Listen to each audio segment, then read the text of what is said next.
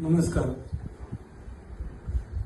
2 दिवसापूर्वी जी घटना घडली, अगरवाल नावाच्या बिल्डरच्या मुलाने 2 मुलांना चिरडून त्यांची हत्या केली आणि त्यानंतर पुणे शहरामध्ये जे वातावरण परिस्थिती अनेक लोकांमध्ये चिंता व्यक्त करत आहेत की पोलीस खात्याने ज्या पद्धतीनं त्या मुलाला आणि त्याच्या वडिलांना लाल कार्पेट टाकून घरी सोडून आले, तर त्याच्यामुळे पुणे शहरात भीतीचं वातावरण निर्माण झालंय.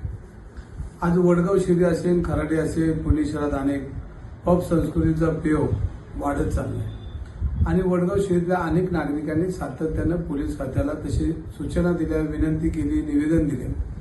पण पोलीस खात्यामध्ये प्रचंड प्रमाणामध्ये पैसा आणि भ्रष्टाचार आणि पब संस्कृती यामुळे येरवडा पोलीस स्टेशन असेल, अनेक पोलीस स्टेशनच्या हद्दीमध्ये बेकायदेशीर पब त्यांना कुठल्याही परवानग्या नाही आणि कुठल्याही त्याच्यामध्ये शासकीय धोरणामध्ये ते पब बसत नाही.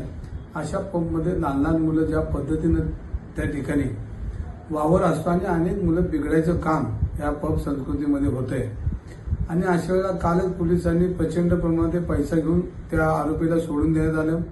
जी कलमं टाकायला पाहिजे ती टाकली नाही, उलट त्यांना सन्मानाने घरी सोडलं. त्यामुळे खरी सुई तपास अधिकारी जे असतील त्यांच्याकडे ही सुई जाते. आज सन्माननीय आपल्या महाराष्ट्राचे गृहमंत्री देवेंद्र फडणवीस आज पुणे पोलीस आयुक्तामध्ये आलेले आहेत. मी त्यांचं मनापासून स्वागत करतो आणि त्यांना विनंती करतो की या प्रकरणामध्ये पब संस्कृती पुण्यातली संपली पाहिजे. पुणे हे विद्येचं माहेरघर आहे आणि या विद्येच्या माहेरघरामध्ये पुणे शहरामधनं अनेक विद्यार्थी आज इथं शिक्षणाला येत आहेत आणि पुणे हे शांततेचं माहेरघर असलेलं आज अशा पद्धतीनं पुणे शहरामध्ये जी पुणे शहराला काळिंबा लागणाऱ्या घटना रोज आणि सातत्यानं घडत जातात, ह्याची पूर्णपणे जबाबदारी पोलीस खात्यांची. आणि आपण सक्त पोलिसांना आज सूचना दिल्या पाहिजे. त्यांना माझ्या मनापासून पुणेकरांच्या वतीने मी त्यांना विनंती करतो की हा तपास अधिकारी जो आहे याच्यावर कडक कारवाई केली पाहिजे.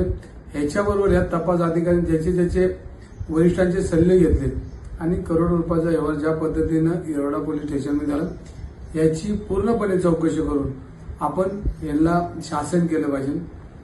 दुसरी एक विषय असा आहे की अगरवाल नावाचा हा बिल्डर ह्याची माहिती घेतली असताना अनेक त्याचा बांधकाम व्यवसायामध्ये त्यांनी अनेक इमारती या पुणे शहरामध्ये बांधलेल्या आहेत आणि त्याच्यामध्ये पुणे महानगरपालिकेच्या अनेक बांधकाम नियमावलीला त्यांनी फाटा देऊन त्याच्यामध्ये प्रचंड प्रमाणामध्ये पैसा कमवण्याचा उद्योग ह्या बिल्डरने केला. तिथेही महानगरपालिकेचं स्ट्रक्चर रिपोर्ट आणि अनेक गोष्टीची माहिती घेतली असता ह्या अगरवाल नावाचा इसम हा पूर्णपणे सरकारी नियमांना किंवा नियमाप्रमाणे कुठले जे जे व्यवसाय नाहीत याची चौकशी माननीय फडणवीस साहेबांनी करावी. आणि हे सगळं करत असताना आज आपण पुणे शहरामध्ये आलाय, कमिशनर ऑफिसमध्ये आलाय. मी तुमचं मनापासून स्वागत करतो आणि पुणेकरांना दिलासा देण्याचे आदेश आज त्यांनी द्यावेत, जेणेकरून वडगाव शिरी असेल, कोरेगाव पार्क असेल, भोगाव असेल आणि पुणे शहरामध्ये जे रूप हॉटेल असतील त्याच्यावर कारवाई करावी. आणि आजच्याच त्यांनी पोलिसांना आदेश द्यावे आणि काही पोलीस स्टेशनच्या हद्दीतले पोलीस हे पबवर जाऊन स्वतःचा पब असल्यासारखं वावरताना आपल्याला दिसतात, ह्याची चौकशी करावी. आणि ताबडतोब हे सगळे आदेश त्यांनी अगरवालची पूर्णपणे व्यवसायाची चौकशी झाली पाहिजे. अगरवालने ज्या पद्धतीनं पोलीस स्टेशनमध्ये वावर होता, पिझ्झा पार्टी करून गेला, त्याची चौकशी झाली पाहिजे आणि संबंधित अधिकाऱ्यांना ताबडतोब कारवाई करून त्यांच्यावर गुन्हे दाखल करावे अशी मी विनंती करतो.